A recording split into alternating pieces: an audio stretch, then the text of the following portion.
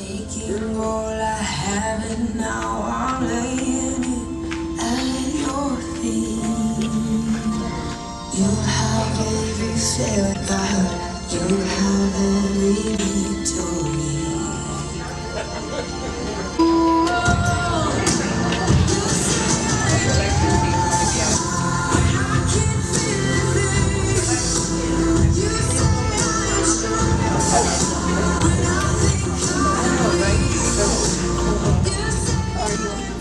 I want to come in here and just welcome you today, because today we're celebrating and congratulating someone who is a professional, someone who's loving, kind, generous, a woman of faith, a woman of action, and that is none other than Vera Cleveland. Yes. So Vera, I did say Vera. Sounding country. That's that twang. What inspired you to write Visions of Love from Heaven? Well, it first started off with having dreams, and I would have a dream and then I would wake up and a whole poem would be in my head. And so the first time that happened, I said, you know what? I said, I'll remember it in the morning. So you know how you go back to sleep and you say, I'm gonna remember it when I wake up in the morning? Well, I didn't remember. And so from that point, I said that if it happened again, that I wouldn't do that, that if it came to me, that I would instantly write it down. So the first few poems that I had would come from a dream, and then I would write it on my phone because that was what's closest to me. And then from that point, that was probably like 5 that came to my head. And so then I knew that there was a book that needed to be written. And so then at that point, then that's when I sought out a publisher. Thank you to Ms. Lindsay Bivens, who's here, my publisher. She's here.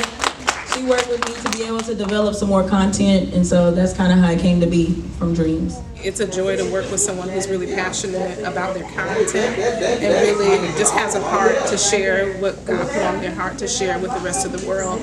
So that made the process very enjoyable on my side. Ms. Vera is, open to feedback. She was really open to, just having someone support her through the process. So that made it, an enjoyable publishing process. I'm so excited to be here today, December 14th, to celebrate the birth of Visions of Love from Heaven, and I'm looking forward to celebrating her success and continued success as time goes. And one thing that I heard from her is that she had to take action.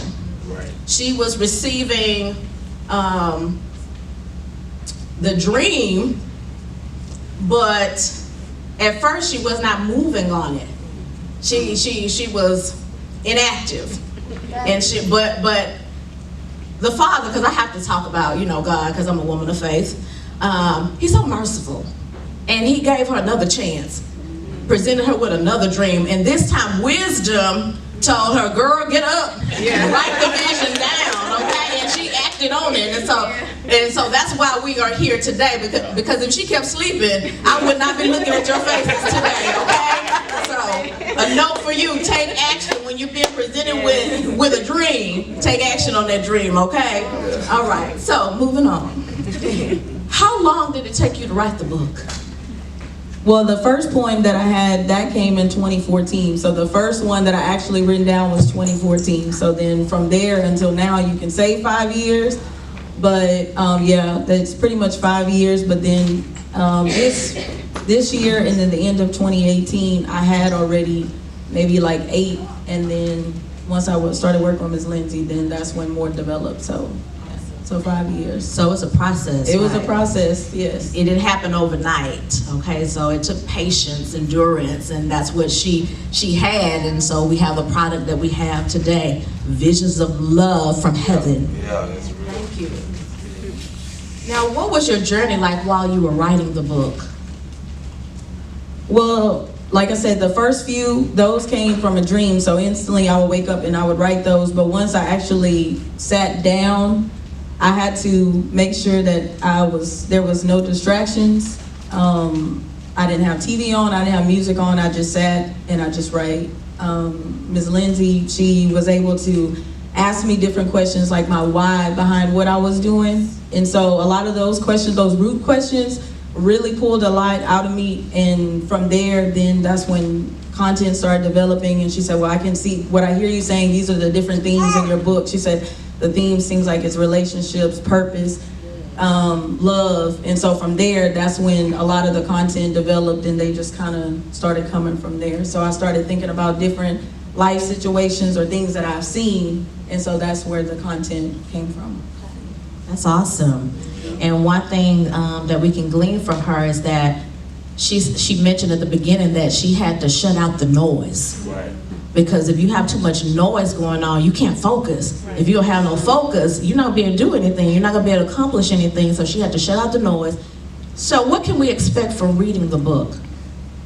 Well, you can expect different poems that are over life, that are over purpose, and over different types of relationships. Not like just love relationships, but like parental-child relationships, friendships, any type of relationship that you have, even in the workplace. Like, people will get inspired by reading my book, because it's not just limited to one thing. It's over different seasons of your life. So even to the point where people who desire to be married, there's different poems for that. Or people who are married, there's poems for them too. So this book literally does not leave anybody out. So once I became a teacher, I really got the love for poetry. Like, I like Maya Angelou, but then once I started teaching, then I really like the flow of it, because it allows the poet, I can see how they're vulnerable, and you get you feel all types of emotions and stuff when you read it. And so as an adult, that's when I had a more appreciation of poetry. So She's an artist. Okay, because when you talk about poetry, that's a creative writing. And so it takes artistry to be able to write poetry. And so you're an artist. See, you're learning new things about yourself. All the many layers of Vera Cleveland, okay? That's what's coming up next. Stay tuned. So, what is your favorite poem in the book? I know it's hard to choose, okay, but what is your favorite one? yeah, it is kind of hard to choose. I have 26 poems in the book, and I have a lot of favorites. Just one. But I would definitely say my favorite, there's two though. Two that are my top that I can't really separate. Two. Now I'm gonna be nice, okay? Because I do, like, when it comes to favorite colors, I can't choose between my two, okay? I like blue and purple, okay? Equally, so we're gonna let you have two, but not more than that, okay?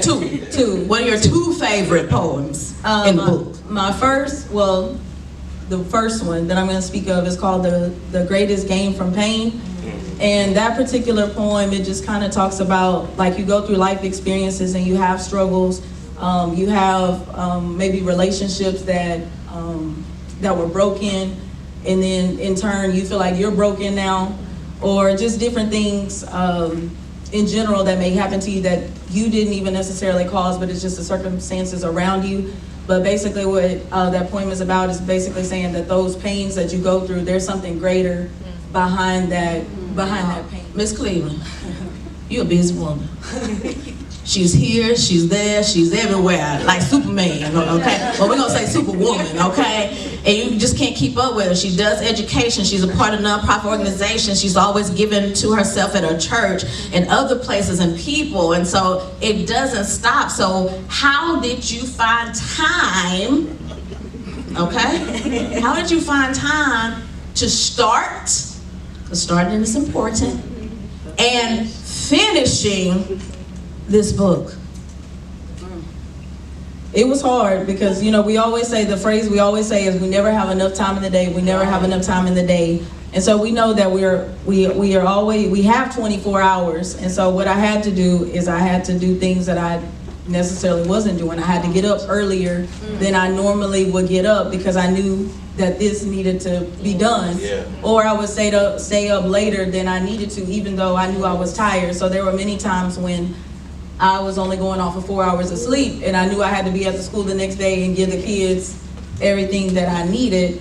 And so that was tough, but it was something again, I knew that this needed to be in the earth, so I was willing to sacrifice the time that I needed in order to get the work done. There were times when I would come home from school exhausted, and so I would literally lay down, take a nap, and then I would be right back on it. I mean, my family can attest to that. My sister would text me, and I don't even respond till like 1-2 hours later. She already knew, oh, you must be asleep, because it was just, I knew that I had to sacrifice, because I just knew that the content that literally that God had given me, I knew that people will be inspired and encouraged by it, so I needed to do my part in order to get it out to the world. So, yes. And I'm glad you pressed on through, okay? Yes. What advice can you give to someone who's aspiring to be an author? One of the first things I would say is just continue to write. Just continue to write. Everybody has a story.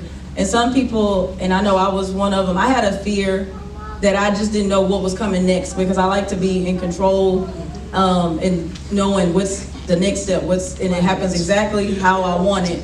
And so then when it's not happening like that, that's what causes you to stop. But if you just focus on your story and your message that you have, don't worry about anything else. And some people too, we fall into the trap of comparison, where you say, well, they already have a book like that, so why do I need to put mine out? No, what you have is for a different audience that's not going to reach whoever wrote a book that's similar to yours. So I would definitely say keep writing, keep pressing through. You have a story. Everybody has a story. Everybody in here really could write a book. Everybody has a life story that somebody else, what you went through, can help somebody else so they can bypass what you went through and they don't have to go through it. So. How did the title Visions, Love from Heaven come about? September 16, 2018, and I was sitting right over there in the third row, and I was listening to a teaching that was about Elisha when he was with the widowed woman with her 2 children, and he asked her what did she have in her house of value, and she said she had nothing, but then right after that she said, but I do have, and then she stated what she had. She had the jars, the 2 jars that she had. And so from that, I started thinking, I was sitting right over there, and God was speaking to me, and he said, what do you have of value that I have already given you? And at that point, that's when I realized that I had 8 pieces of poetry that I had. And from there, as I sat over there, that's when the title came to be, and also what the cover was going to look like. I have it in my phone. Wherever my phone is, the vision of what the cover was going to look like came to me, and I put it in my phone so that I could remember it. And this was well before I even met Ms. Lindsay, because I didn't start working with Ms. Lindsay until July 2019. So that's how it came to be. After birthing a book of this magnitude, how is your relationship with God in that aspect? Wow, that's a good question. It wasn't always easy. I know it may seem like that, being an educator and being able to write, but this type of writing was different because I always say that it wasn't from me, it was from him. And so there were times when I would write it, and then the next day I would read over it, and I couldn't believe that I wrote that, and I literally would start crying because I was like, man, God, you trust me that much to give me that. So my relationship with him is definitely stronger. Of course, I mean, every day you want to draw closer, keep drawing closer to him, keep drawing closer to him, keep drawing closer to him. And I just know that this book is going to inspire so many different people. And it even encourages me, like, I'm writing poetry about marriage. Like, there's poems on marriage, and I'm not even married. Exactly. I'm not even married. Like, and he gave me that. But the thing about it is, like, his word is true. And so I know what love is. I know what being a wife is. I know what a husband should look like because he told me what that is, because it's in his word.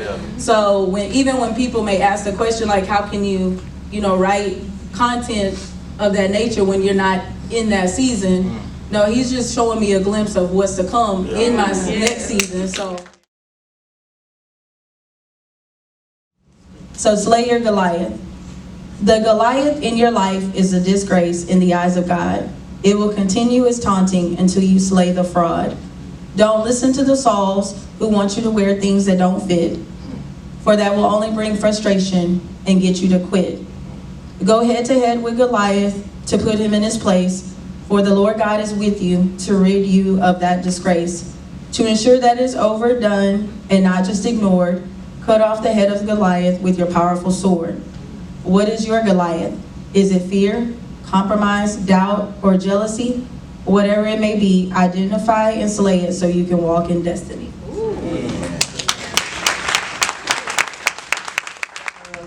Again, we all go through things in life that try to get us to quit, try to get us to stop. But those are the things that grow us into what we're supposed to walk in, what we're supposed to mature in. So don't look at those things as like, oh man, I need to stop. No, it's pressing you for something that's greater to come. So the greatest gain from pain.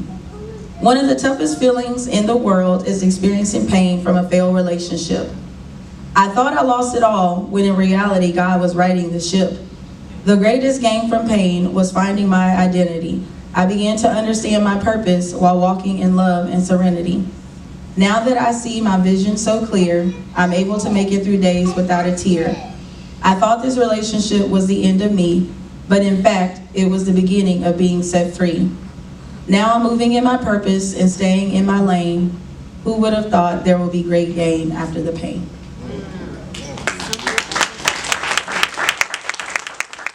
Walking in purpose. I knew I was in purpose when my work was fulfilling. I wasn't grieved at what I was doing, nor was I unwilling. Ever wondered if you didn't get paid, would you still be around? Surely I would, because of the faces that light up each day on the school grounds. God has gifted me with the ability to handle teaching with ease. No wonder the years have flown like leaves during an autumn breeze. It's a passion that runs deep and dear to my heart, especially working with kids at a young age when they are first getting their start.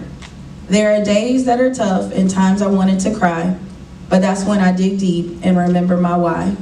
My purpose is not about me, but the individuals I serve. I want to empower them to greatness and get all that they deserve. You too can discover and walk in your purpose, I have no doubt. I'm no different than anyone else, I'm just sold out.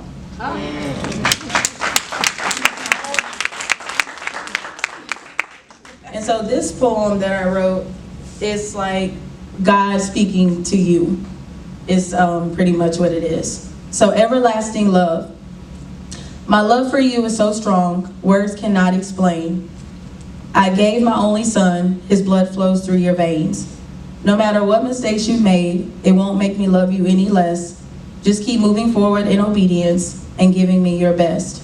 There will be trials and tribulations that try to turn you away, but know that I'm always there, prepared to make a way. Draw closer to me, I will reveal mysteries in the fasting. Believe me when I tell you, my love is everlasting. That was so good. Oh my goodness. I'm ready to read the whole book. I am. 'Cause, woo!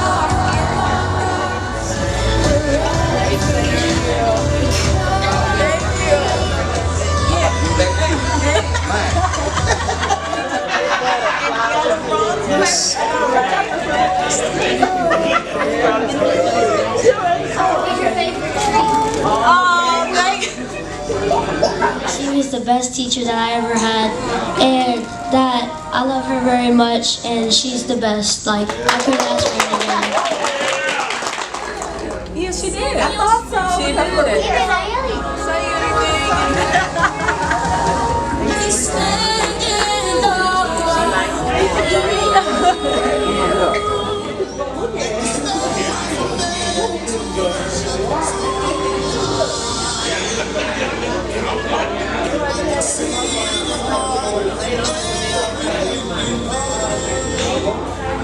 there's something to be gained by you coming here today. It's because it's not by chance that you were here today. Some of you are being awakened right now. Something is being stirred up on the inside of you right now. Even for some of you who never thought about writing, you will start having visions of writing a piece, a book.